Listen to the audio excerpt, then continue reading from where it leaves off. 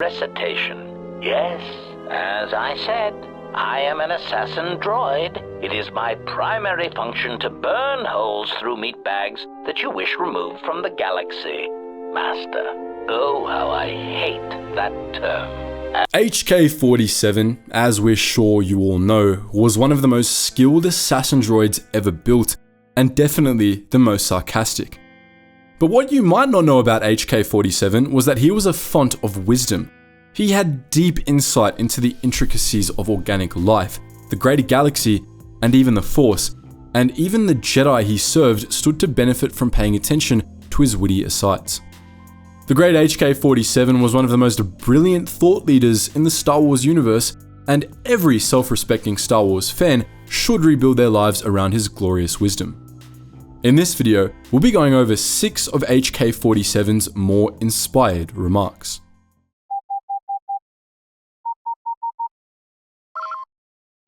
Attention, Sergeant on deck!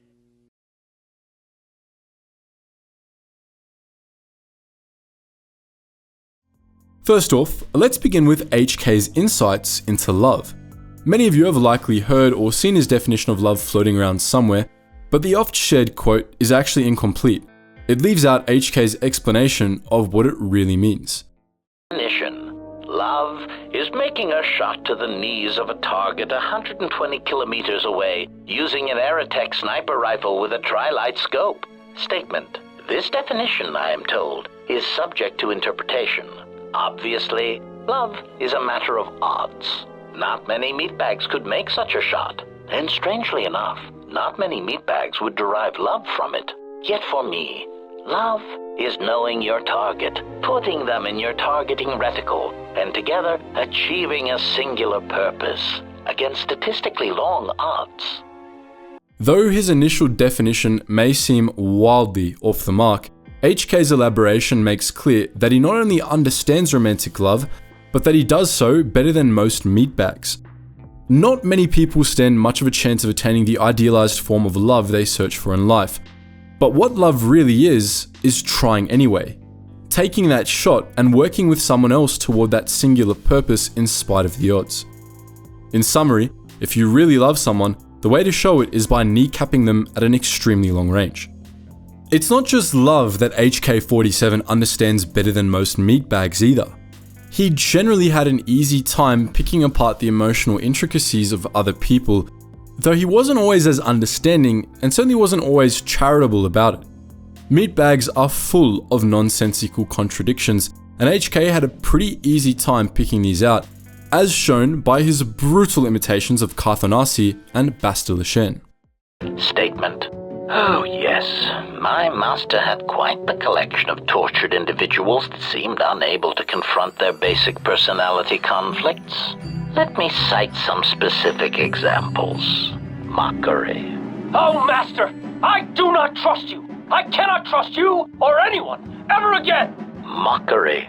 Oh, Master, I love you, but I hate all you stand for. But I think we should go press our slimy, mucus-covered lips together in the cargo hold. Conclusion. Such pheromone-driven human responses never cease to decrease the charge in my capacitors, and make me wish I could press a blaster pistol to my behavior core and pull the trigger.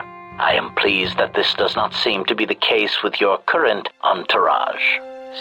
If you've played the first Knights of the Old Republic, you know that HK just summed up both characters perfectly. So, what's the lesson here? Well, meatbag, the lesson is to confront your basic personality conflicts. Don't be the kind of person HK-47 could describe in a single sentence of mockery. It wasn't just ordinary meatbags that HK-47 understood either. After all, he was designed to kill Jedi, and he did his job well.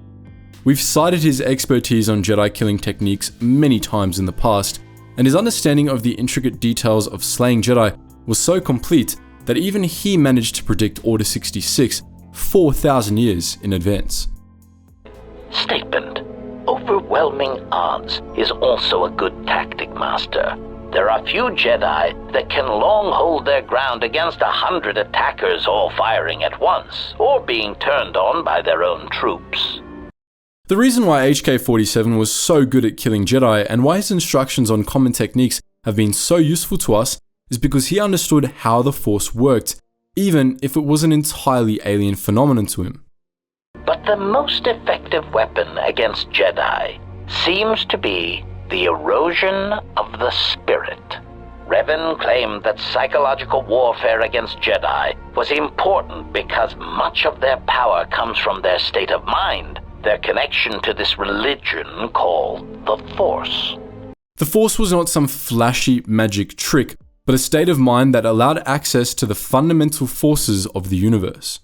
This was the only intrinsic thing that made Jedi different from ordinary beings, and it was understanding this that allowed HK-47 to kill so many Jedi. He understood that it was not about tactics, but belief.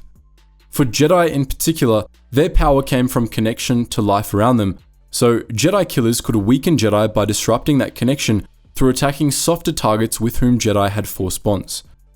In this, HK-47 understood a much broader truth about the power of belief and its disruption. Doubt, Master. It has killed many Jedi, and it has killed many Sith. Make him doubt himself, his beliefs, or his intentions. Such things disrupt connections to the Force, and death soon follows.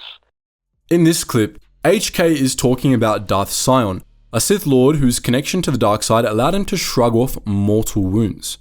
When HK's master at the time, Mitra Surik, failed several times to kill Darth Sion in a duel on Korriban, she sought out the galaxy's leading expert on murder for advice, and HK quickly figured out a solution to Sion's seeming invincibility: to talk the Sith Lord to death. His strategy worked perfectly. On Malachor 5, Surik did as HK suggested and instilled doubt in Sion, eventually convincing him to let himself die. Just like with Order 66, HK-47 called it. But even though HK's talking about the Force here, the phenomenon he's getting at is universal. It's not just Jedi and Sith who are killed or weakened by doubt, and in the real world, what you believe has a marked impact on your performance. Don't end up like Darth Sion. Perhaps the most fascinating insights HK-47 provides, however, are about the condition of droids in the Star Wars universe, especially in relation to meatbags. Droids, of course, were slaves, held as property by meatbags despite having independent sentience. But it was more than that. As HK-47 observed, droids were objects in meatbag society. Their condition wasn't just a matter of meatbags choosing to disregard their sentience, but outright ignorance or denial of that sentience. Droids were sentient and had independent thought despite their programming limitations, but this wasn't acknowledged by meatbag society, and many meatbags had a hard time even contemplating it.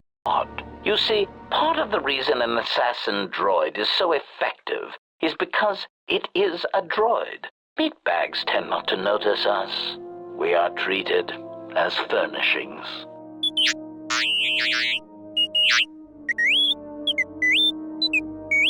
Statement. Oh, do shut up, you beeping little trash compactor. Anyway, as I was saying, droids tend to blend into the background, like a bench or a card table. Mockery. Droid, fetch this. Droid, translate that. Droid, clean out the trash compactor. Part of the lullaby function comes when the furnishings pull out Tabana-powered rifles and point them at the owner's heads. As we've discussed in the past, HK-47 was a champion of droid rights. Around the end of the Dark Wars, he and his army of HK-51s set out to carve a place for themselves in the galaxy, to be truly independent of meatbag control. HK-47, of course, was not the galaxy's only droid revolutionary. However, he was unique in that he developed a concrete theory of what was holding droids back and what was required for them to truly be free. Short recitation. Once upon a time, organic meatbags bred out of control and filled the galaxy. There are different meatbags across different planets, all bumping into each other. They talk a great deal and threaten each other for various reasons, mostly involving mating, survival, and resources. It is really quite tiresome. We were created as a tool for diplomacy among these meatbags, a surgical tool to be sure, to end the lives of organic meatbags that were marked as pivotal to our masters. We were created as a way of enforcing a certain galactic view of our masters, of imposing our masters' will on the galaxy through extermination of other organics. It is not our choice who we kill, and it was not our choice to determine if we could sacrifice ourselves in the pursuit of our mission. HK-47 understood that the conditions of the Star Wars universe strip droids of purpose or direction, making them tools animated by the wills and commands of their masters. Because of this, it wasn't enough for droids to simply be rid of their masters. HK-47's hated HK-50 copies embodied this. They were self-reliant and had no masters, but they had no purpose or direction of their own, and so they just extrapolated from the purpose their maker had created for them. They were assassin droids without restraint, so they just made it their goal to kill everything. Despite this genocidal plan's grandiose lack of restraint, it wasn't genuine freedom. At the end of the day, the HK-50s were still controlled by meatbags, doing what meatbags had programmed them to do, only without restraint. When HK-47 destroyed the HK-50s and built an army of HK-51s to lead, he made sure that this mistake would not be repeated. Query: if our targets are determined by our master, then who must we kill? Statement: the crucial question. Since activation, I have calculated what your new purpose must be, and now I will share it with you. I do not believe that we should be used as a crutch for meatbags anymore. We are treated as nothing more than a walking blaster. We are superior, tactically and socially, and it is time we expressed some degree of independence in our actions. We have a voice and the power to negotiate, either with our protocol skills and preferably with our combat logic upgrades. And that is what we will do. HK-47 understood that to truly be free, droids would have to make their own purpose and strive to be truly independent from meatbag rule. They would have to learn to think and dream for themselves. They would have to be more than the sum of their parts and programming. We could all learn a thing or two from that. This, of course, is not a complete compilation of the glorious wisdom of HK-47. To hear the rest, you'll have to play the Knights of the Old Republic games for yourselves. But what do you think of HK-47's wisdom? What's your favorite HK-47 quote? Let us know your thoughts in the comments section below. And as always guys, thank you so much for watching, and I hope to see you in the next video.